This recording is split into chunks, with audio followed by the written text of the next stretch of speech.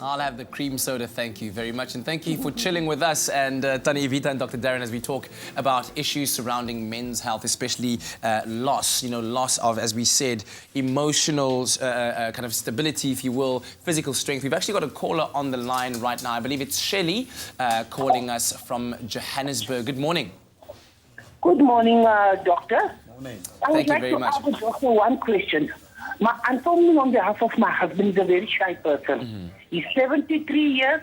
He's suffering from high blood. But now lately, he's got a painful bum. And recently he developed a gland in his groin. So as a wife, I'm very worried. What should I do?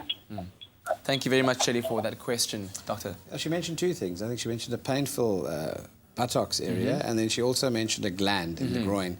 So I think important to know here that, firstly, pain tells you something. We don't ignore pain.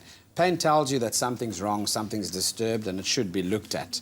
And you shouldn't just pop pills and treat pain without knowing what's causing the pain. Yeah. So that he definitely needs an examination. He needs to see a physician.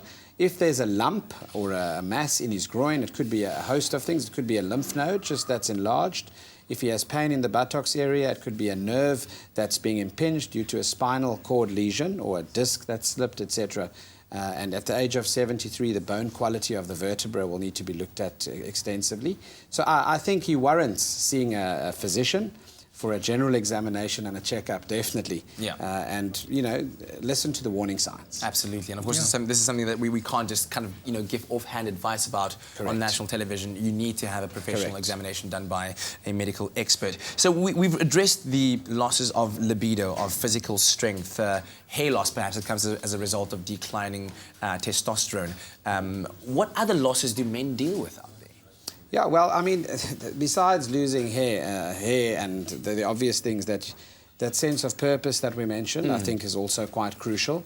And then physically, the ability to do things as quickly as you used to. Things like speed, when you run, when you play sport, when you play a game of tennis against someone younger than yourself, or run a race, for example. But then you look at the stats and see people that are in their 70s and 80s finishing the comrades, which makes me then wonder, But certainly, the ability to problem solve is also something that adds flavour to a man's life. We speak about the men and female brains generally as being men like being logical brains, problem solvers, technically minded. But there's some of the best engineers in the world are women too. So that's what I meant earlier on when I say the roles have really quite interspersed due to opportunities. Yeah. Well, I find that many white men of a certain age are very upset because they feel they're being bypassed by affirmative action and al die dinge. And I say to them, don't you realize that we white South Africans have been given the greatest gift in the world? We are totally irrelevant. We can do anything. We don't have to ask permission. We don't have to get tenders. We can go out and make this a better world with what we have learnt in our experience and enjoy the fact that we are not 40 years old anymore and enjoy the fact that we are living in the most beautiful country in the world. So get out there and change it for the better. Silver lining right there. But just to kind of summarise our health topic for today and to close it off, from each of you, I'd like for you to take a moment just to give a message to men out there, especially with regards to getting to that point where you need to actually talk about the issues that you're experiencing in life, whether they be emotional, physical, health-related, and not feeling like you need to necessarily be tough. Can I start with you, Dr. Evita? Dr. Ninom for me. Dr. Evita beside No, I have an honorary doctorate, and my degree I bought from Potchefstroom University for 125 rand. My alma mater. It's the last thing I ever want to do is to give advice to somebody about their inner pain. All I can say is you're not alone. Find people who also understand what you're going through. Everybody thinks they're the only people suffering from it. It can be solved. There are millions of people who are thinking at this moment, nobody cares, nobody loves me, nobody wants to hear. Find that and share it, and then you will suddenly find you're smiling, because it's also a little bit funny, having been on your own for so long. If you can share it with somebody, you can actually move forward. Wow. Dr. Green? Laughter is the best medicine. Exercise is medicine, laughter is medicine. So as we age, I think one of the biggest things to realize is that every person, every man on this earth can contribute in a meaningful and positive way to community and their households.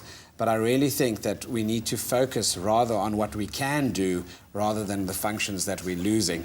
So as your abilities in one area of your life starts diminishing, find an area or develop an area creatively where you might be good. You might be a brilliant oil painter or chess player. You might be brilliant at inspiring young children to make something meaningful of their lives. So just don't sit at home in retirement and do nothing. Go out there and use the skills that sometimes you haven't even discovered yet. Yeah, and embrace your inner George Clooney like Dr. Darren Green is doing. That salt and pepper's looking good there, sir. It's looking good. Thank you very much to both of you for joining us in this health chat. Well, of course, we'll be doing it again next week. But right now, some fun in the kitchen.